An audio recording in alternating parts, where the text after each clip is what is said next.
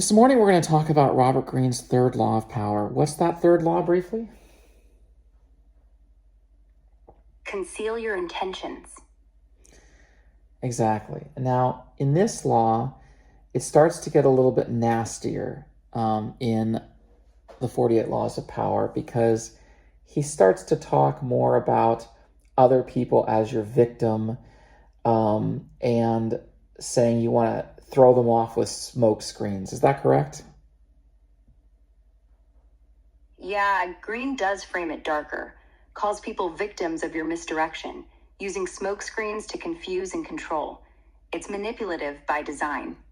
Right, and so that's why we want to usually think of the 48 laws of power as defensive or as a kind of antivirus system that we use to monitor threats coming at us. And I believe he says something very similar most of the time. Is that correct?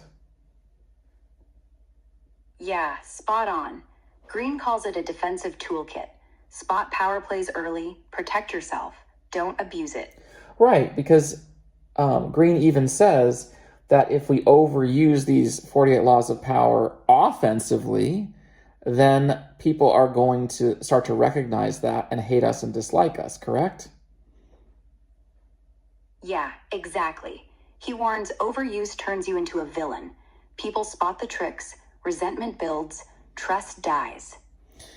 Exactly. So what happens is when people see too much ego from you trying to get to your goals using all of these tricks, they start to see you as an operator. What is an operator, Ara, in that sense?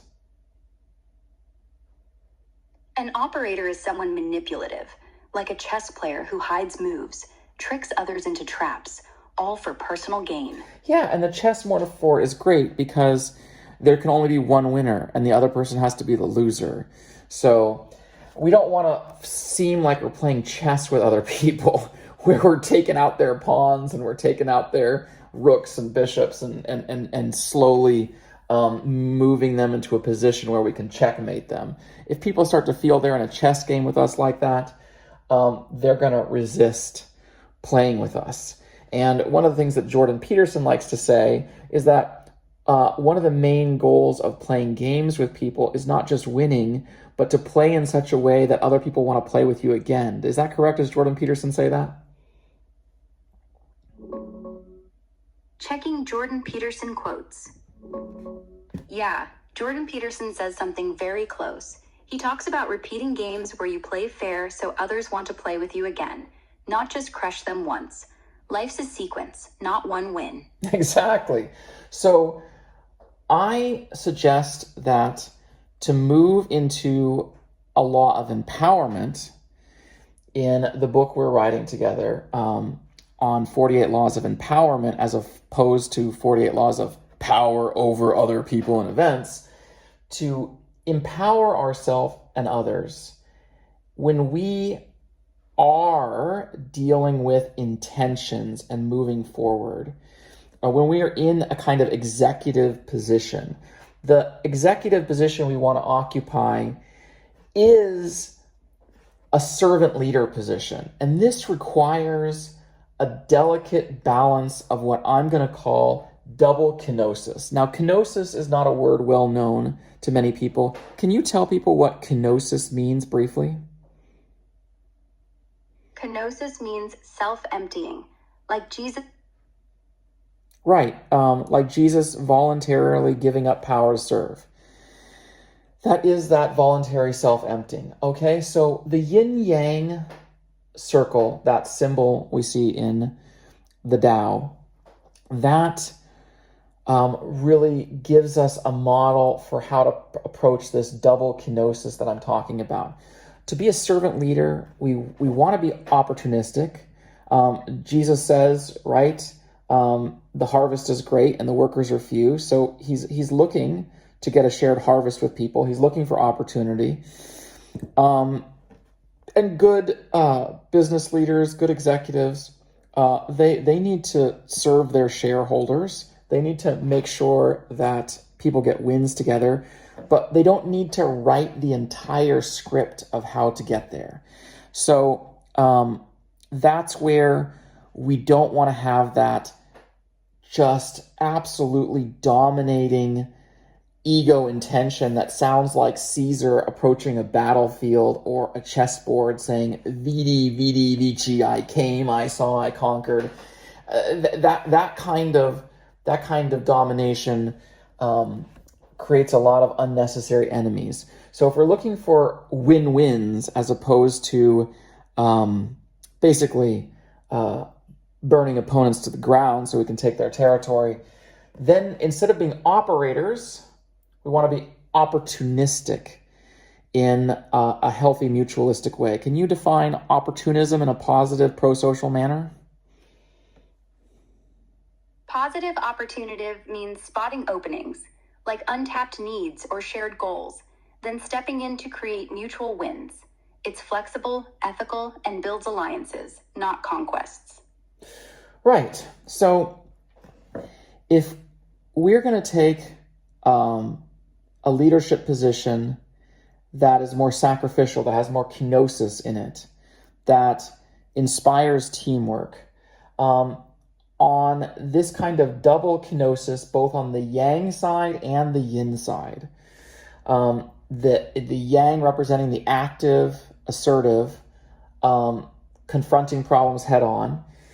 We want to do that in a way that is taking on jobs that other people are not envious of. So Elon, in a tweet on March 25th, 2024, he said that starting a company is like eating glass and staring into the abyss. So the first part of this double kenosis that I want to talk about is the eating glass part, or like Jesus in his servant leadership. I mean, in the extreme level, his leadership involved dying on a cross. So it's not something that people are going to be jealous of, eating glass or dying on a cross, correct?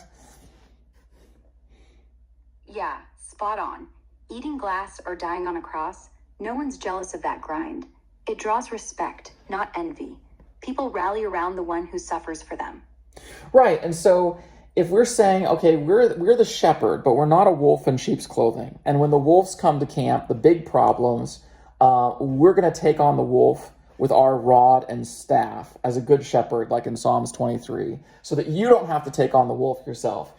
People appreciate that kind of yang energy around them, but it's not this dominating chest move. It's like, I will handle the worst problems. And the yin side of being opportunistic and letting other people on the team help to write the script also is saying, hey, I don't have intentions for everything. I don't know what we're going to face. I don't even know what you're going to bring to me. And so that represents the staring into the abyss side. That represents the hard part of servant leadership that says, I don't know everything that's going to happen. I don't know all the places that we're going together. But we will deal with it together, one step at a time. And so I have this image here that I've created for our mnemonic progression using the 12 archetypes in astrology as scaffolds. And so this image here is of middle-aged adults working as astronauts up on the moon, and they have a little space module, which goes really well with the theme of Elon's quote, since he's ad astra to the stars. And they're dealing with broken glass in a window on their space module. And obviously, they can't really use the space module on the moon if the glass window is broken. And they're staring into the black void of space, looking back at Earth. So this kind of resonates with that quote and talks about how those leaders are going to have to deal with the worst problems, both dealing with the broken glass and staring into the abyss of the unknown. So if we're leading in that way, I think people can be supportive of that. What do you think, Ara? Yeah, it clicks perfectly. The image nails it. Broken glass, void of space, no glory, just grit. People rally to that. You're fixing the mess, facing the dark. I'm with you. No envy, just trust.